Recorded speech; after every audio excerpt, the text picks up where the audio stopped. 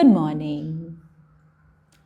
I don't know why, but I feel inspired to show everybody this flower. So, hello, hey, you have a lovely day. Um, I just hop on and then I start to talk. I don't come with agendas, not in life, not with my friends, and not with my recording and with anybody. I like for things to flow. I like for it to unfold and to allow. Maybe I guess that's the word that I'm trying to, that's the emotion that I'm trying to capture. Allow. And as I say that, what's occurring to me are the two words that feel like are going to be words of 2025 for me. And understand the contradiction in that statement that because I'm somebody who allows and allows for evolution, that may not be the case all through 2025. But what I've seen is that whenever something is, it always is. So even if those two words evolve, they will be in the future of whatever those two words create. They will always be present. So anyway, that would become a tangent. So by allowing, so what are those two words? Those two words are ease and magic.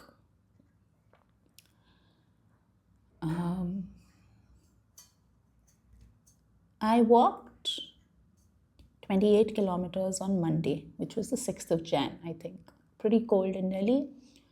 I had set out on my walk with the intention to walk 70 kilometers over a period of 2 days to a Gurudwara nearby, not nearby, and back, as in.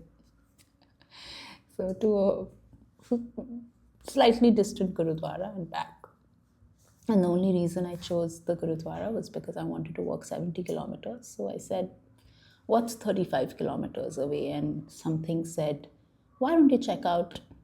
This something is not like an AI or an assistant around me. There's something is a voice from within me. Said, why don't you check out how far the Gurudwara Bangla Sahib is? And I checked it out and it was 35 kilometers. So I said, okay, it seems like it's set. I don't question such high levels of synchronicities anymore. So I said, okay, I'm going to walk. And then I started walking. I took a little backpack and I started walking. And I walked with a fair amount of ease for the first 10, 12 kilometers. Yes, it was a little tiring. It was a little challenging. There were challenges like every time I saw an empty auto past 7, 8 kilometers, my body just wanted to leap into one. Right. Was there were a lot of temptations, let's say. I also took a photo of the metro because I said that I will make a reel on all the things not to get tempted by on your long walk. So, and just as I was saying that, it was 3 minutes 50 seconds, which was like 35, 35, 35, because that was what was on my mind as I was doing the walk. Walk 35 kilometers, walk 35 kilometers. So the first 10, 12 kilometers were relatively easy. And then the remaining 28 minus 12, so 16 kilometers had their challenges in varying forms, where the mind was constantly kicking in and saying things. And instead of it becoming an exercise of finishing what I had set out to do, because if you know me any amount, then I don't consider myself as a finisher, by which I absolutely don't mean that I'm not great at completing projects and bearing the fruits of them and enjoying the fruits of them, etc. I just mean that I'm very intuitive. So if I start something and then it feels like, oh, it should be allowed to have the space to mold, then I'll go with that flow. And then if it says, oh, now we're going to do this, and then I'll go with that flow. Again, this it that I say, it says, is not something outside of me. It's an inner voice. I really allow myself to be guided by that inner voice. It's also taken me years to become in tune with that inner voice, where I can really tell the difference between that inner voice and the limitations that my mind is trying to project in order to keep me safe. Because all of the mind's limitations come from a place of the past, um, come from the idea of staying in your comfort zone, come from the idea of keeping me safe. I don't want to indulge in those ideas. I've lived a life a certain way of just like, live your life, see what happens. Not so that at some stage I go like, oh, let me be safe. Yeah, of course, I enjoy comforts and I have a great time. I feel really loved and taken care of at a different level that I can't even put in words. If you've experienced it, you know what I'm talking about. But that level of um, love, that level of warmth, that level of security, so to speak, but it's not even security, but like that level of inherent completeness comes from first throwing every concept of security and safety out of the window first. And that doesn't come, it may come overnight for you. I hope it does, because nothing like it. For me, it did not. For me, it took years. And it's not like the whole journey was hard, but there were parts of the journey that were really difficult. Not my 35-kilometer journey, which became a 28-kilometer journey, but the journey of life thus far. But that's also the past, right? When I'm currently sitting in this point, I don't care that it was hard. I'm just glad that I'm here. So, ease and magic. Um, it's words are very interesting because they mean something to me, they mean something to you, they mean something completely different to somebody else. Not just the dictionary definition of those words, and their meaning different things to us, but also um, what that word represents. Does that, like, if I say ease, do you think of it as lazy? Do you correlate it to lazy? Do you correlate it to abundance? Do you correlate it to, this is how life is, life's meant to be easy, like this is my expectation of life? Do you correlate it to, I don't deserve it, right? Like, so every word that is said resonates within you in a different way, but I believe it resonates within you exactly how it's supposed to resonate. Like, it does for you exactly what it's supposed to do for you. So for me, ease and magic. Ease for me is like a huge dose of, let's say, like universal legacy that is poured upon you. Put it differently,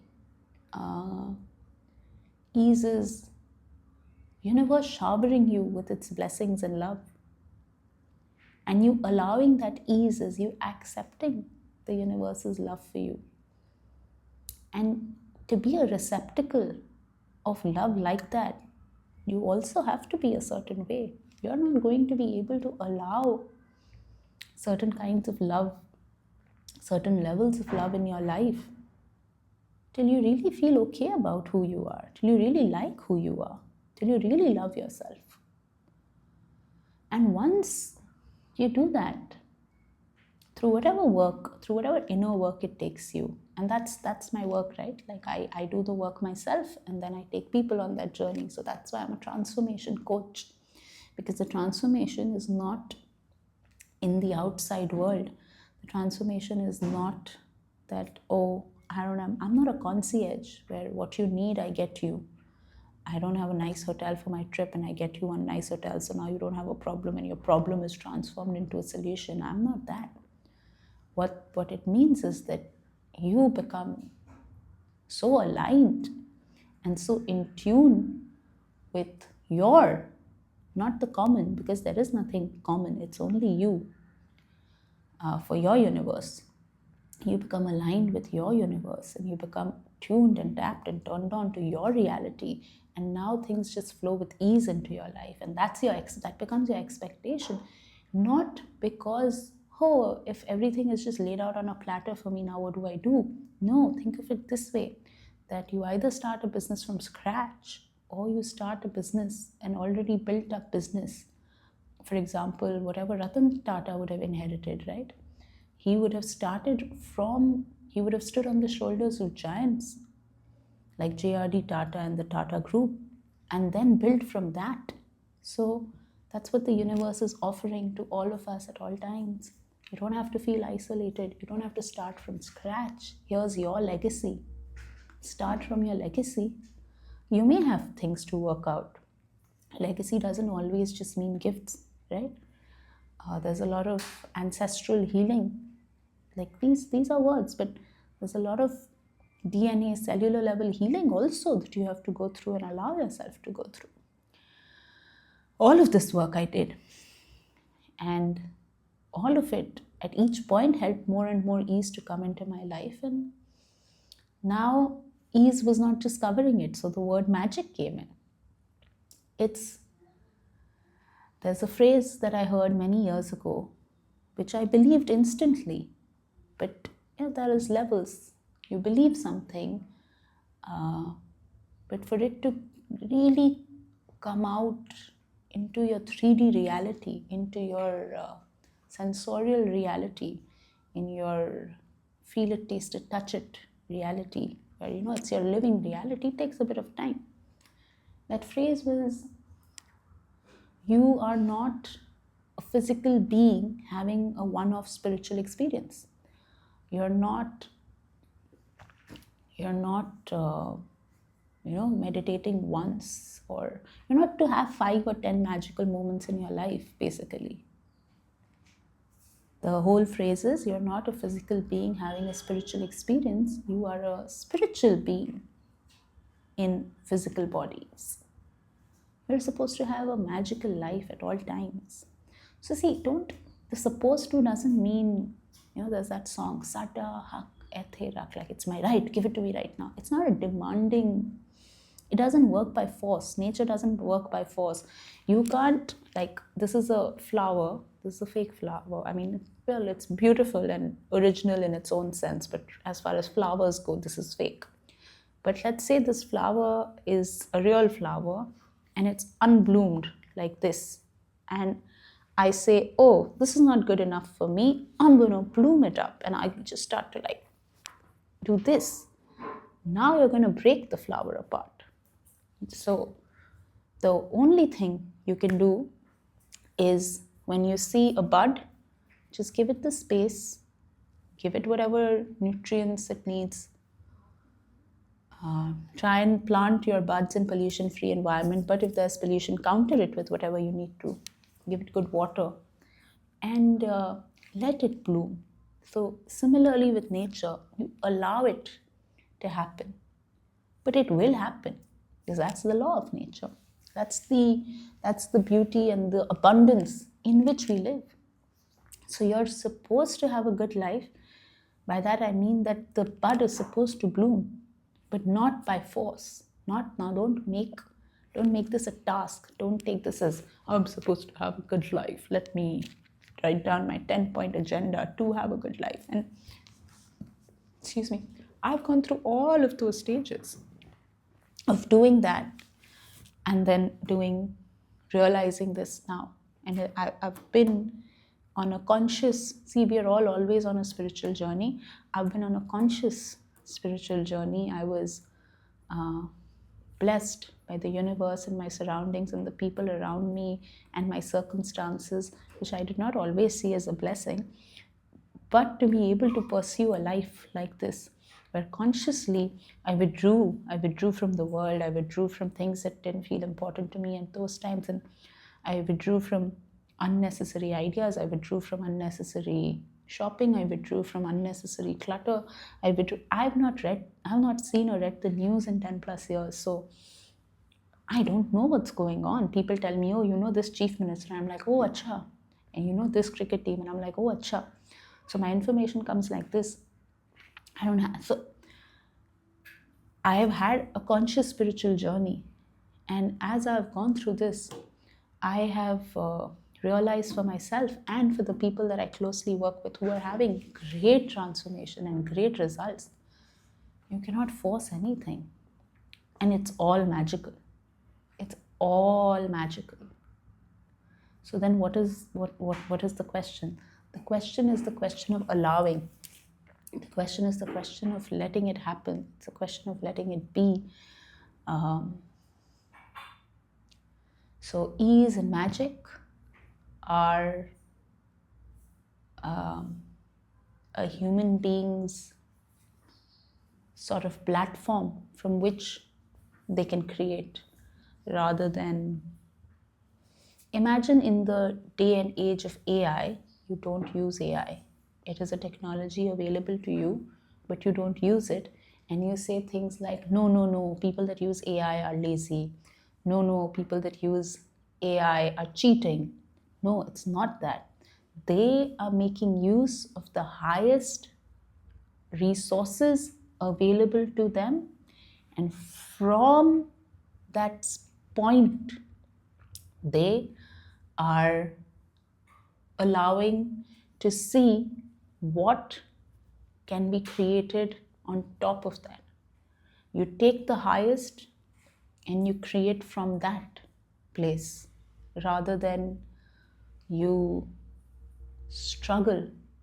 And if that's the part of the journey that you're at, where your highest and creating on top of your highest is struggle, then by all means, it is also your job to truly embody that.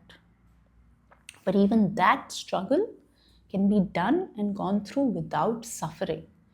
And that's what I'm here to tell you. This was in no way supposed to be a pitch for my transformation coaching, but I'm telling you that if you feel like you're not headed in the direction that you need to, if you're resonating with my message, that you somewhere inherently believe that life is supposed to be easy and magical, but if you're just not grasping it, we're all designed to learn swimming on our own, but if you can't, take help. So if you can't, reach out to me and we will work together. I am looking for my first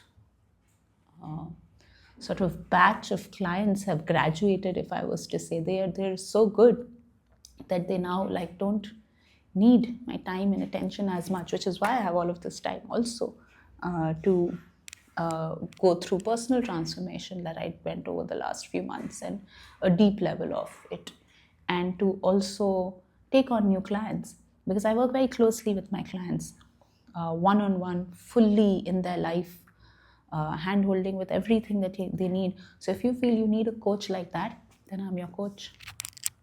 Possibly we'll have to sit down and see for a good fit for each other.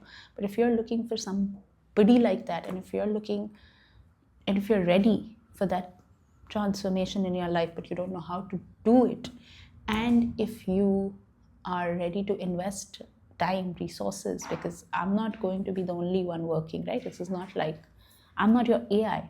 I am your coach. So if you're ready to be coachable, come work with me. This is time like never before for ascension. I've been using this word ascension for now, I don't know, 7-8 years, and I've seen it in my life. It's worth it. Do it. Go for it. I guess this is what gurus have been saying for a long time, but I guess times evolve, and I feel we're in a time where, or I am in a place where I don't see it as guru, where I lead you. I see it as a co-creation, where I help you, I get helped by you, you get helped by my journey, and we co-create a world together that we all can be a part of. And put out so much good in the world, which is really needed. So if you're also somebody who sits and gets frustrated about, oh, this is not working, that is not working, that is not working, the government is not doing their job, and the industry that I'm in is not doing its job. Well, it isn't, right? There is a reason it isn't. And if you're the one who's noticing it, then why don't you also be the one that does something about it? So, yeah, while this was not at all going to be a pitch for my work, it has totally become that. If you're somebody who wants to upscale, say 20x in the next 1 year, come work with me. It's going to be solid, but it's going to be awesome. And I'm not going to put in a lot of time editing this video. I'm going to put it up as it is because I really feel the pulse of the energy that I'm sensing here.